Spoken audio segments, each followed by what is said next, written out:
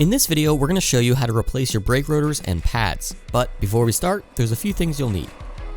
Brake cleaner, gloves, new brake rotors and pads, a free rental caliper compression tool, and standard hand tools. Before we lift the vehicle up, make sure it's in park with the parking brake set. Then loosen the lug nuts on your wheels. Next, you're going to jack up the vehicle. Consult your owner's manual for the proper jacking point. Remember to use jacks rated for the weight to safely hold the vehicle in place. Now the wheels can be safely removed. In this video, we're going to change just the front brake rotors and pads, but the process is generally similar for the rear as well. First, we're going to remove the bolt securing the brake line. Check to see if there's any other sensors or components attached to the brake line brackets. Next, we'll remove the two bolts securing the caliper to the caliper bracket. Now we can remove part of the caliper. Make sure to secure it out of place so that there's no tension on the brake line. We now have access to remove the old brake pads. Let's keep going. We're going to remove the two bolts securing the caliper bracket to the knuckle. This allows us to remove the brake rotor. Depending on the vehicle, there may be Phillips screws holding the brake rotor in place. Remove them first, and then you can remove the brake rotor. However, if the brake rotor is stuck, sometimes the rotor will have an extra threaded slot to help remove the rotor by threading in a bolt and pressing the rotor off of the hub. Now let's take a look at the new brakes that we've chosen. These are CarQuest Frontline pads and rotors.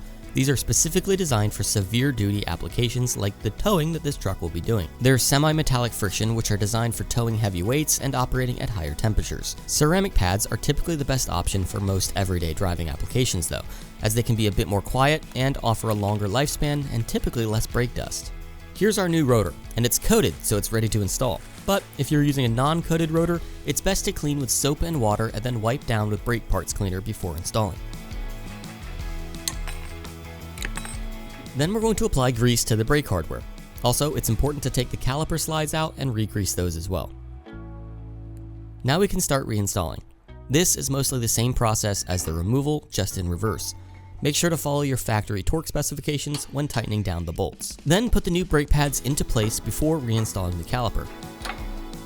Remove the brake fluid reservoir cap and compress the caliper piston using the free rental tool available at Advance Auto. This will ensure that the caliper will fit over the new brake pads and rotors.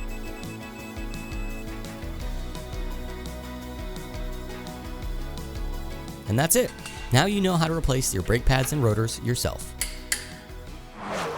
This is how we advance.